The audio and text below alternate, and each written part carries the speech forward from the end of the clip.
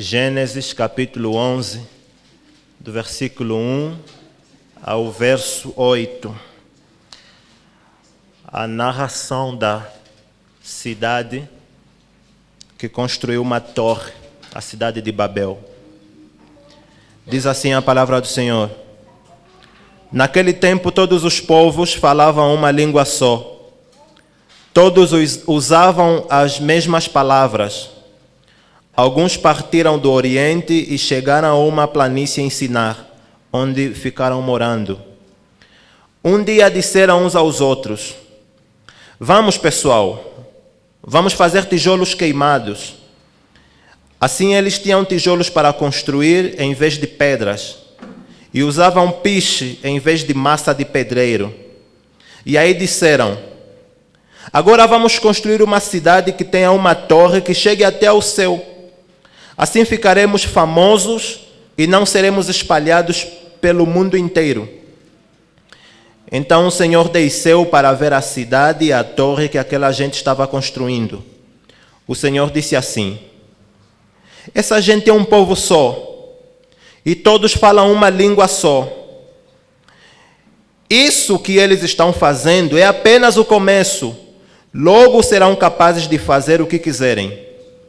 Vamos descer e atrapalhar a língua que eles falam, a fim de que um não entenda o outro. Assim o Senhor os espalhou pelo mundo inteiro, e eles pararam de construir a cidade.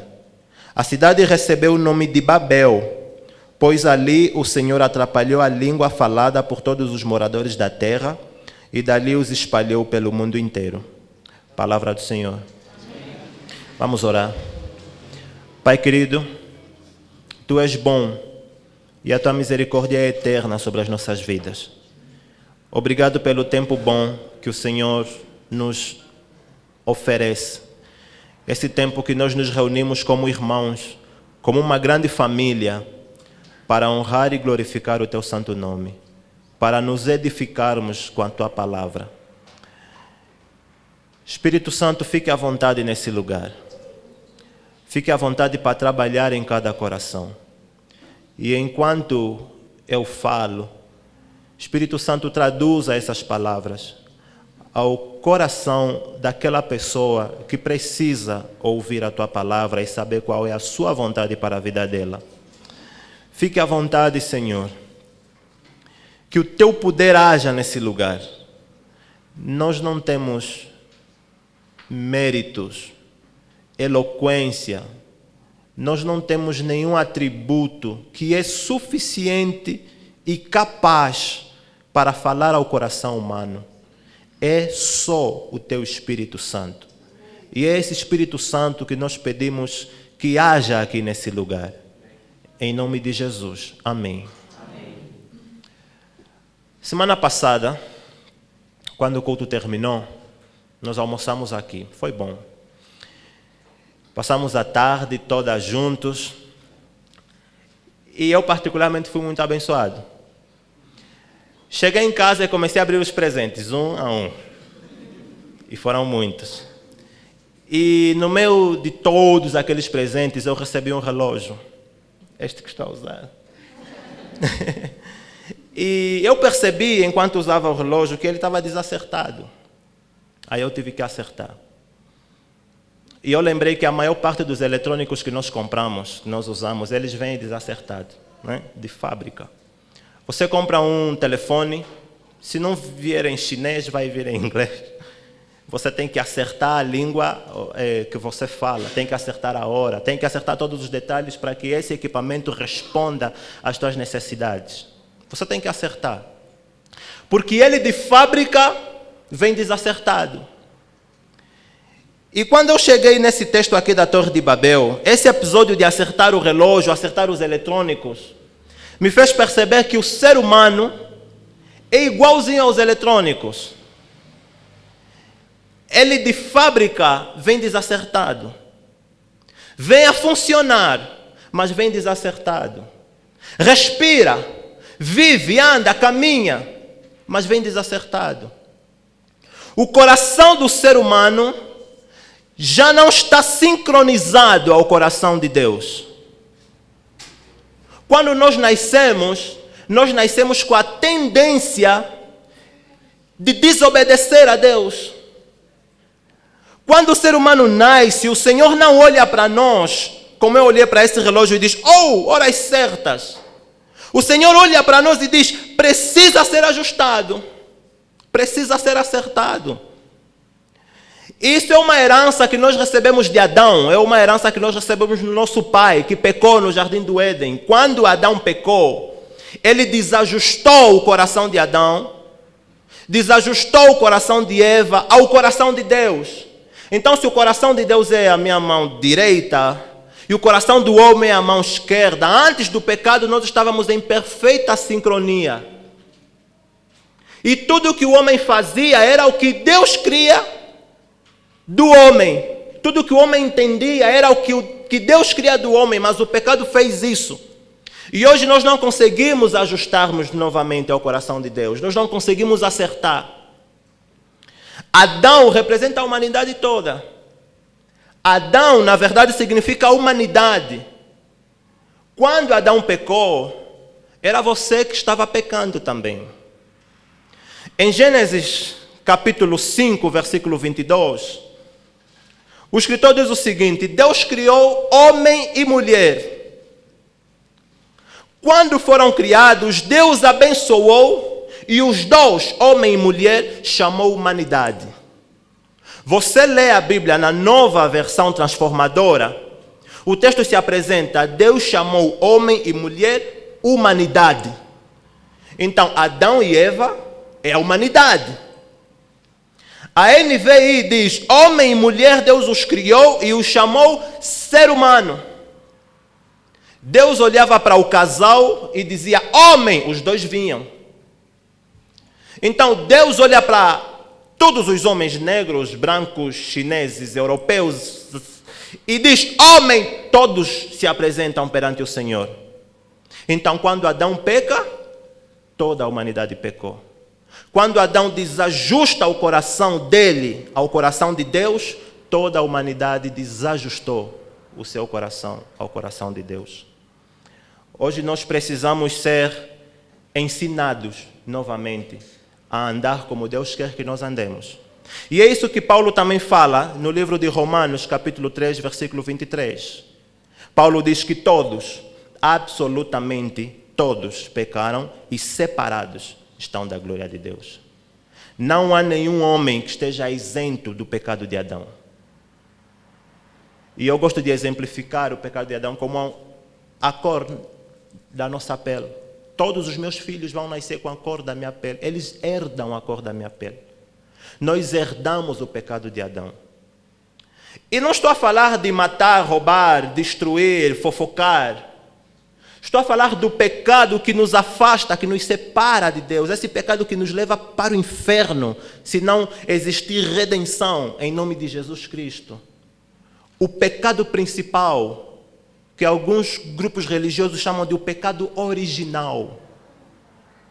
Aquele que só o sangue de Cristo apaga e limpa, é esse pecado que está impregnado em você, a partir de Adão. E esse pecado, nós encontramos algumas tendências desse pecado nessa história que nós lemos aqui na Torre de Babel.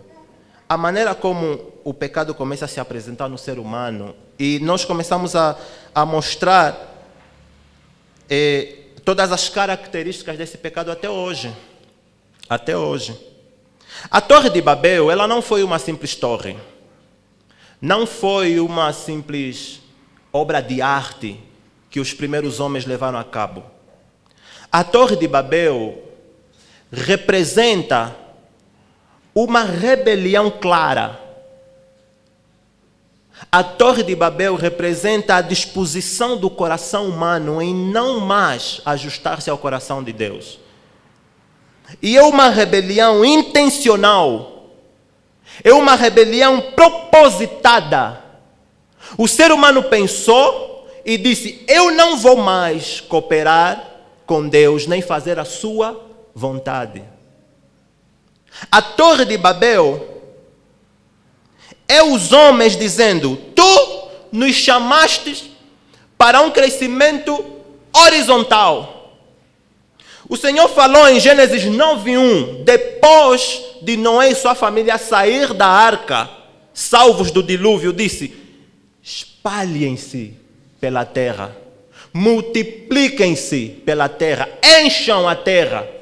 Os homens na Torre de Babel disseram: nada disso. Nós não vamos encher a terra, nós não vamos crescer de forma horizontal. Nós vamos nos confinar num lugar, nós vamos crescer de forma vertical. Nós queremos tocar os céus. O plano de vida que você tem para nós não vale. Mais uma vez, o homem está a imitar o que Adão fez no Jardim do Éden, de sincronizar o coração dele ao coração de Deus. Espalhem-se, nada, vamos construir uma torre e vamos viver todos juntos.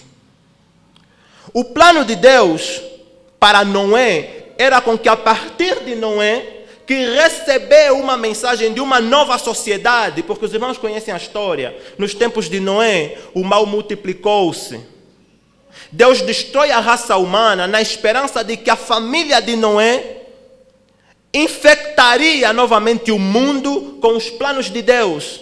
Mas a humanidade novamente está dizendo: não vale nada disso. Nós queremos viver como manda a nossa lei.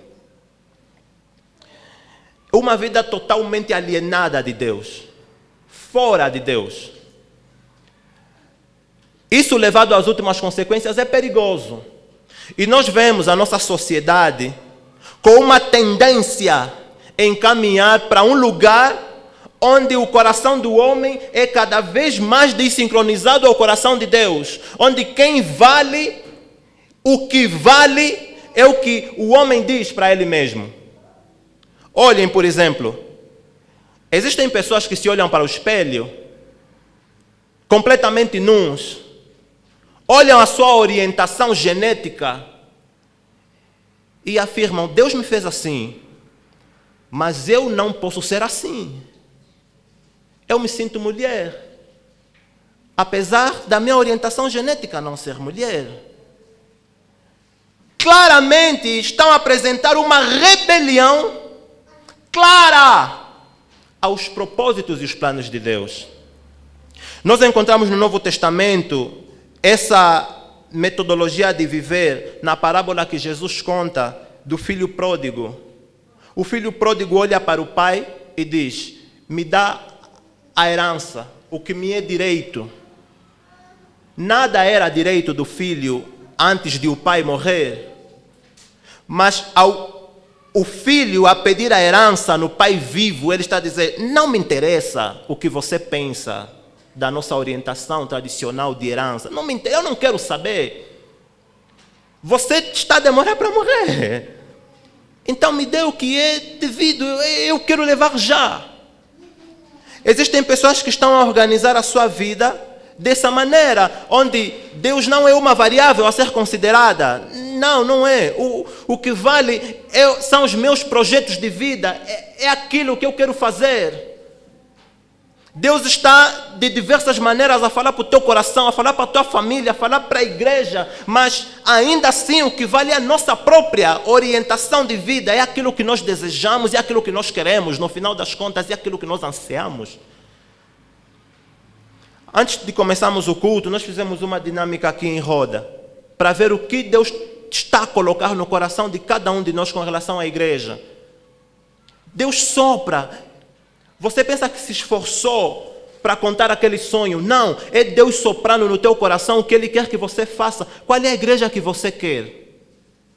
A igreja que eu quero para mim, para os meus filhos, o que eu quero construir. Deus está soprando no teu coração. Mas às vezes nós fechamos nosso coração com dúvidas, temores de que nós não vamos conseguir resolver isso e começamos a construir outra coisa completamente distante daquilo que o Senhor colocou no teu coração. Preste atenção, tenha discernimento. O que é que Deus quer de você? Para onde Ele está a levar a sua família? E tenha sabedoria para dizer: eu vou obedecer. Eu não estou mais a me rebelar contra Deus. Eu sou diferente de Adão e de seus filhos.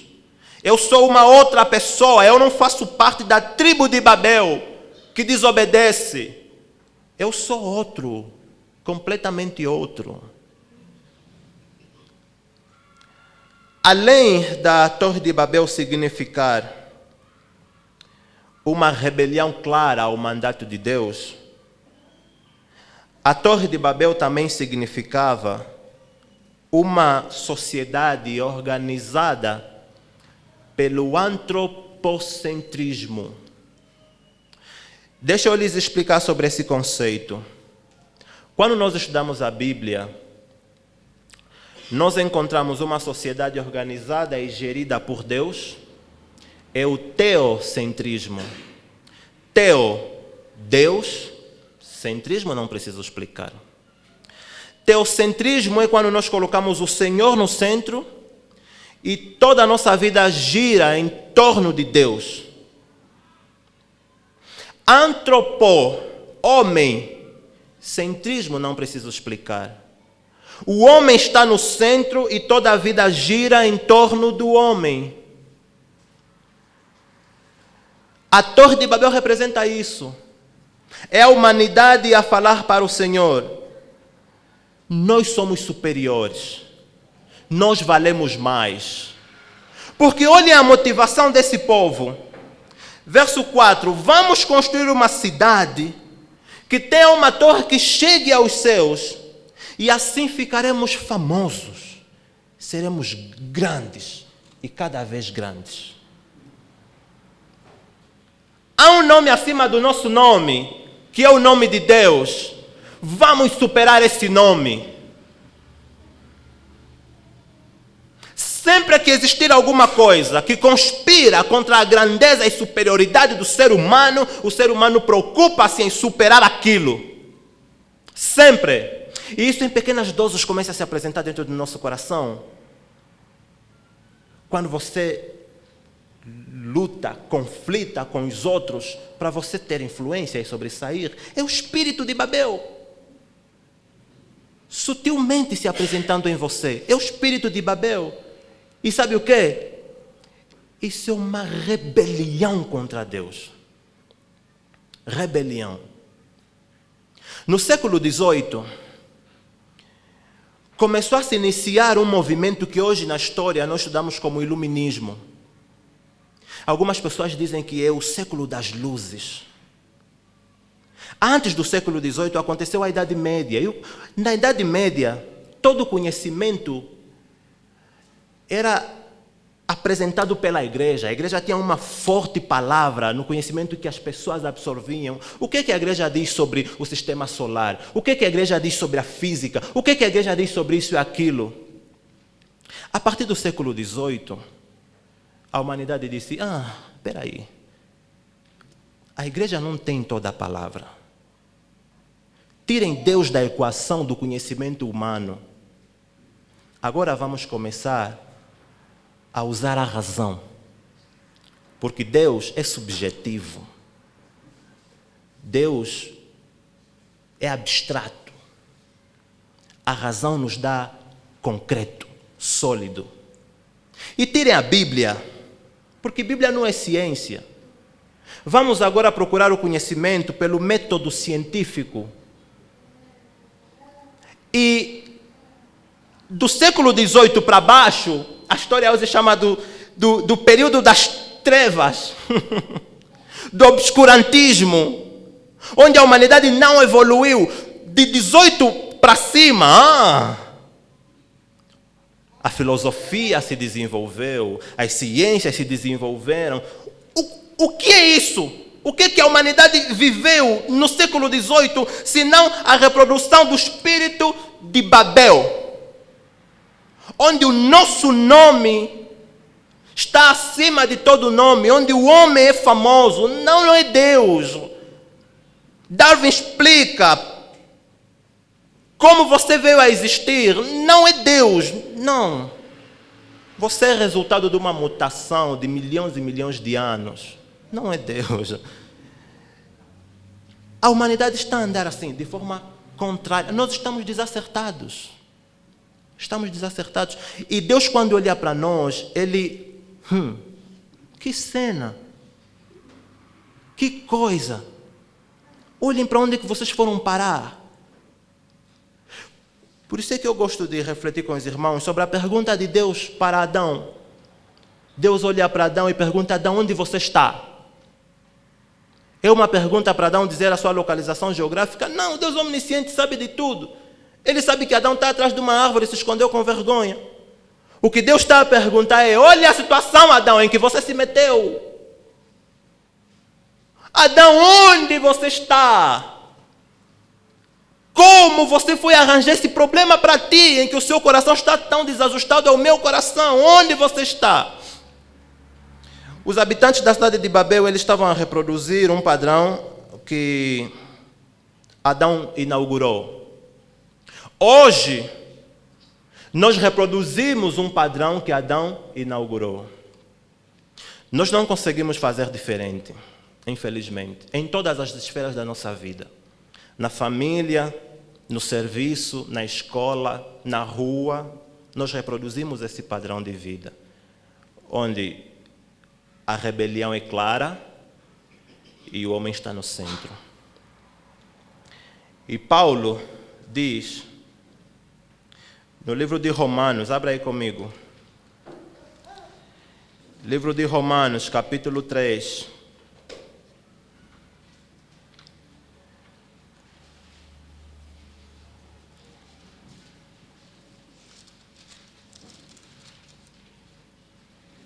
a partir do verso 10, Paulo diz assim: não há uma só pessoa que faça o que é certo. Ele já começa a nos atirar pedra. Não há uma só pessoa que faça o que é certo. 11. Não há ninguém que tenha juízo. E essa minha versão acho que é mais forte, né? Não há ninguém que tenha juízo. Não há ninguém que adore a Deus. O 12 diz: todos se desviaram do caminho certo, todos se perderam. Não há mais ninguém que faça o bem, não há ninguém mesmo. 13. Todos mentem, todos enganam sem parar. Da língua deles saem mentiras perversas e dos seus lábios saem palavras de morte, como se fossem venenos de cobra. A boca deles está cheia de terríveis maldições. É a Bíblia, irmãos.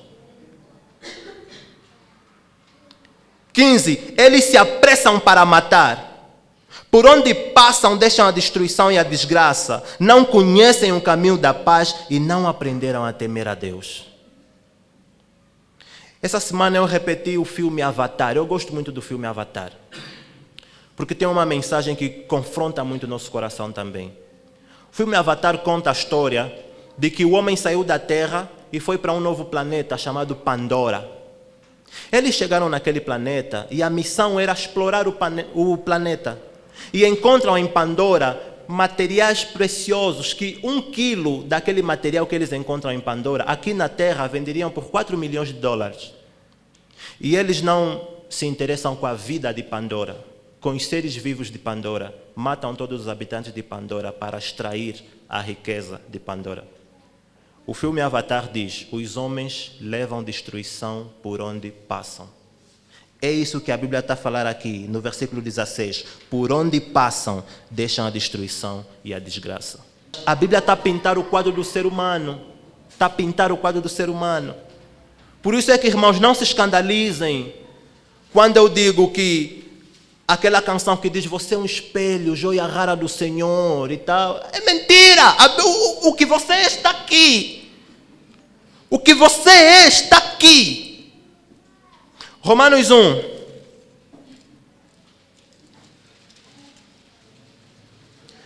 Romanos 1, a partir do versículo 21. Paulo diz o seguinte: eles sabem quem é Deus, mas não lhe dão a glória que ele merece e não lhe são agradecidos. Pelo contrário, os seus pensamentos se tornaram tolos e a sua mente vazia está coberta de escuridão. Eles dizem que são sábios, mas são tolos. Em vez de adorarem ao Deus imortal, adoram ídolos que se parecem com seres humanos, ou com pássaros, ou com animais de 4 patas, ou com animais que se arrastam pelo chão. Por isso Deus os entregou, os seres humanos, aos desejos do coração deles. Olha, Deus olhou para os nossos desejos e disse: vão, vivem como vocês querem. Façam as vossas próprias vontades. E olhem só quais eram os desejos do ser humano. Por isso Deus entregou os seres humanos, os desejos do coração deles, para fazerem coisas sujas e para terem relações vergonhosas uns com os outros. Eles trocam a verdade sobre Deus pela mentira e adoram e servem as coisas que Deus criou, em vez de adorarem e servirem o próprio Criador, que deve ser louvado para sempre. Por causa das coisas que essas pessoas fazem, Deus os entregou às paixões vergonhosas. Pois até as mulheres trocaram as relações naturais pelas que são contra a natureza. Os homens deixaram as relações naturais com as mulheres e se queimam de paixão uns pelos outros. Homens têm relações vergonhosas uns com os outros e por isso recebem em si mesmo o castigo que merecem por causa dos seus erros. Esse texto de Paulo está a dizer Deus olhou para os desejos do nosso coração e disse: vão, vivem como vocês querem, e o que deu é isso. Mas isso são os desejos do coração do ser humano. Então Paulo está a falar que nós não temos a capacidade de nos chegarmos novamente a Deus. Nós não conseguimos, por mais que o ser humano tente, nós não conseguimos, é impossível o ser humano chegar novamente a Deus. Quando sair daqui, vai espreitar na cacimba, vou lhe dar o exemplo. Como é que é a incapacidade do ser humano de voltar a Deus? Imagina que a água é o pecado, e esse bidão d'água é você. O bidão d'água é você. O bidão está cheio d'água, né? Você está cheio de pecado. Mas não para por aí. Imaginem que eu coloque esse bidão de água na cacimba. Então há pecado dentro de você, há pecado fora de você. E Jesus olha para você dentro da cacimba cheio de pecado e diz: bidão, vem para cima. Você não consegue. Porque a água em cima de você faz pressão para baixo. A água dentro de você impossibilita subir. Você não consegue, você foi entregue às suas paixões. É impossível você agradar novamente ao Senhor. Você sabe o que tem que ser feito, mas você não consegue. Isaías vai mais longe. Isaías 64, 6. Todos nós nos tornamos impuros. Todas as nossas boas ações são como trapos de imundícia. Somos como folhas secas. Esse versículo responde à pergunta que provavelmente você pode estar a fazer aí no seu lugar. Pastor, se o ser humano é impossível, é incapaz de ter ações boas, como é que o Bill Gates hoje é conhecido como um grande... tem muitas ações sociais, ele tira do seu dinheiro e ajuda a erradicar a fome na África. Isso não é uma coisa boa? E o Bill Gates não é o único. Nós conhecemos muitas pessoas. Antigamente eu ouvia muitos exemplos assim: prefiro andar com fulano que não conhece a Cristo porque tem boas ações do que... Nós conhecemos pessoas que estão lá fora que têm boas ações. E você deve estar se perguntando: mas esses não agradam ao Senhor? Não. Não. Isaías está a dizer que quando Deus olha para o Bill Gates a oferecer seu dinheiro para os pobres, ele diz: isso é trapo de imundícia. Isaías está a dizer que quando Deus olha para os seus amigos que têm ações boas, Deus olha para eles e diz: isso não é nada, isso não vale nada, isso me dá nojo. E Tiago 1:17, Tiago explica então por que o ser humano, mesmo sendo mau, consegue ter ações boas. Abra aí Tiago 1:17.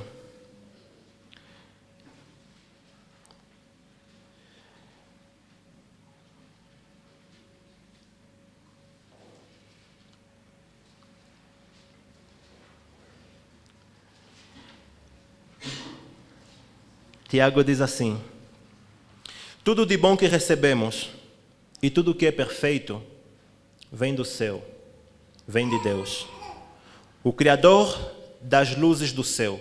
Ele não muda nem varia de posição, o que causaria a escuridão. Tiago está a dizer que sempre que o ser humano tem alguma coisa boa e perfeita, é emprestado de Deus. Porque de forma natural, nós não conseguimos ter boas ações. Deus nos empresta a sua bondade. Então há uma graça comum, há uma graça natural a agir sobre toda a humanidade, que faz com que o homem não apodreça, não mate a si mesmo. Há uma graça a agir em nós. Nós estamos nessa situação, irmãos. Lamentável. Por isso é que Jesus teve que nascer. Por isso é que Jesus teve que se manifestar no nosso meio, para endireitar o coração do homem ao coração de Deus. Jesus veio para se colocar no meio, porque antes de Jesus havia um clima de tensão entre Deus e o ser humano, irmãos, clima de tensão, um clima mesmo de guerra. Paulo diz que antes nós éramos inimigos de Deus, duas entidades, eu vou te matar, não, por favor. Mas Cristo vem no nosso meio e diz, não! Cristo vem para acudir à luta e impedir o nosso fim. Ele é o único que conseguiu obedecer ao Senhor do jeito que o ser humano devia obedecer ao Senhor. João 5:30, Jesus diz assim: eu não posso fazer nada por minha conta, não posso. Mas julgo de acordo com o que o Pai me diz. O meu julgamento é justo, porque não procuro fazer a minha própria vontade, mas a vontade daquele que me enviou. Jesus está a olhar para o ser humano e está a dizer, é essa atitude que vocês tinham que ter no jardim do Éden, na Torre de Babel e no dia a dia. Eu não procuro fazer a minha própria vontade. João 12:49. Jesus diz, eu não tenho falado em meu próprio nome, mas o Pai que me enviou é quem me ordena o que devo anunciar. O versículo 50 diz, e eu sei que o seu mandamento dá a vida eterna. O que eu digo é tudo aquilo que o Pai me mandou dizer. E chegamos no clímax, no ápice da obediência de Jesus, em Lucas 22:42. Quando Jesus, orando ao Pai, ele diz, Pai, se queres, afasta de mim este cálice de sofrimento, porém, não seja feita a minha vontade, mas seja feito o que tu queres. Jesus é esse homem que veio ao mundo não simplesmente para morrer pelo ser humano, mas também para nos ensinar como ajustar o nosso coração ao coração de Deus. E a primeira coisa a fazer é obediência. Nós somos o grupo de pessoas que já entenderam isso e já disseram, nós não nos rebelamos mais, nós obedecemos. Filipenses, Paulo diz que Jesus obedeceu até a morte de cruz. Obedeceu até a morte de cruz. Jesus é esse homem que colocou Deus no centro da sua vida. Ele não ia para a direita nem para a esquerda se o Pai não orientasse. A humanidade precisa aprender e andar com Jesus a ter Deus novamente no centro da vida. Algumas coisas não andam bem porque nós eliminamos o Senhor da equação. Ele não é mais uma variável importante. Nós eliminamos o Senhor. Jesus é o exemplo de ser humano. Por isso é que a jornada do ser humano, a minha e a sua jornada hoje e agora, é caminhamos para nos tornarmos iguais a Jesus. Não há outra jornada, não há outra coisa. Você vem aqui para quê? Para receber bênção. Não é isso. É para ser igual a Jesus. Então, cada detalhe, cada ação na sua vida, cada tribulação, você se pergunta, Pai, qual é a virtude que eu desenvolvi com isso tudo que eu estou a passar aqui? O que o Senhor me ensinou? O meu caráter está mais parecido ao caráter de Jesus ou não? Essa é a nossa jornada. 1 João 4:9. Foi assim que Deus mostrou o seu amor por nós. Ele mandou o seu Filho único para que pudéssemos ter vida por meio dele. E o amor é isto. Não fomos nós que amamos a Deus, mas foi Ele que nos amou e mandou o seu Filho para que por meio dele os nossos pecados fossem perdoados. Isso é o mesmo que Paulo diz quando afirma para a igreja de Coríntio que aquele que está em Cristo Jesus é nova criatura. As coisas velhas. Quais coisas velhas são essas? A rebelião de Babel e a tendência em sermos famosos, nos colocarmos no lugar de Deus. Essas coisas velhas passaram. Tudo se fez novo. E o que é novo na sua vida? É que você se tornou morada do Espírito Santo. Hoje, quando Deus olha para você, que está em Cristo Jesus, Ele vê seu filho. Ele não vê você como filho de Adão. Ele vê você como filho de Deus, igual a Jesus Cristo. É isso. O que aconteceu na cruz foi interessante. Na cruz, Deus virou completamente as costas para Jesus. O próprio Jesus olhou para o céu e viu Deus de costas. A pior imagem que um filho tem de seu pai. E Jesus chora, clama e grita: Pai, por que você me vira as costas? Por que você me abandonou? E nós não entendemos o que estava acontecendo naquele lugar. É que quando Deus olhou para a cruz, Ele viu você. E Ele vira as costas, porque você é nojento. E Ele não suporta olhar para você. Mas Jesus teve que morrer para que quando Deus olhar novamente para você, Ele sorria, porque você é filho. Porque você é filho. Jesus levou a culpa da rebelião de Babel. Jesus levou a culpa de tirarmos Deus do centro. Jesus levou todas as coisas. Hoje você é livre. Tudo por mérito de Jesus. Você já fizeste aquele jogo que é quebra-cabeças, de montar pecinhas para montar uma imagem? Já? Quando você compra aquele jogo vem na capa a imagem que você deve montar, para que a partir das peças você consiga ter uma referência. Sem aquela imagem de referência, você não monta o quebra-cabeça. Você fica aí mesmo muito tempo, você não consegue montar o quebra-cabeça. Jesus é a peça de referência para você montar o quebra-cabeça da sua vida. E tudo aquilo que você passa, você vive, Jesus está a dizer: sou eu, olhem para mim e ajustem a vossa vida à vida de Deus. Olhem para mim e ajustem o vosso coração ao coração de Deus. Olhem para mim. João 15, Jesus olha para os seus discípulos e diz: porque sem mim nada, absolutamente nada vocês podem fazer. Sou eu. Jesus é o cara. É Ele. Não tem outra coisa. É Ele. É Jesus que resolve o nosso problema. É Jesus que nos liga a Deus. É Jesus que ajusta novamente o nosso coração. O coração de Deus é Jesus. Podemos voltar novamente a cantar a música do princípio? Maravilhosa graça. Porque sem essa graça nós não seríamos nada. Mas antes de cantarmos, eu queria que você pensasse na sua vida. E você fizesse uma introspecção para ver se realmente você está em Jesus. Nesse ser que te liga novamente a Deus. Nesse ser que acerta e ajusta o seu relógio de vida. Nesse ser que ajusta o seu coração ao coração dele. E se você não está em Jesus, faça uma oração aí mesmo no seu lugar. Com uma frase bem básica: Jesus, entra em minha vida.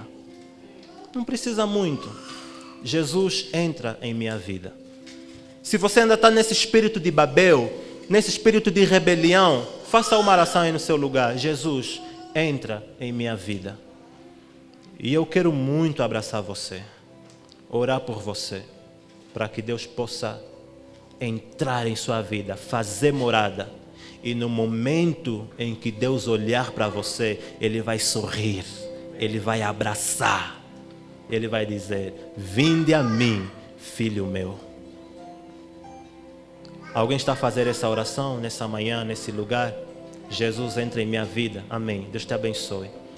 Amém. Deus te abençoe. Alguém está a orar? Amém. Deus te abençoe. Glória a Deus. Deus te abençoe. Deixa eu orar por você.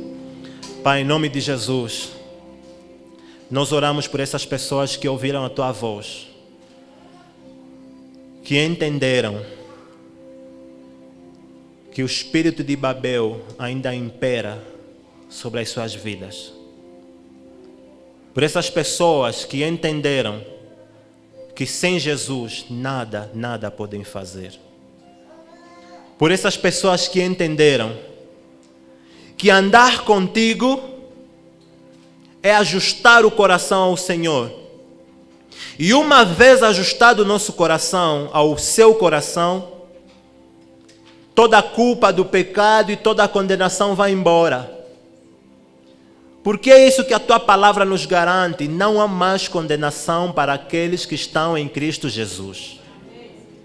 Oh Senhor, obrigado pela salvação nessa manhã. Obrigado pela Tua palavra, que é como espada, que rompe corações e entra até o mais íntimo do nosso ser e nos traz a vida novamente.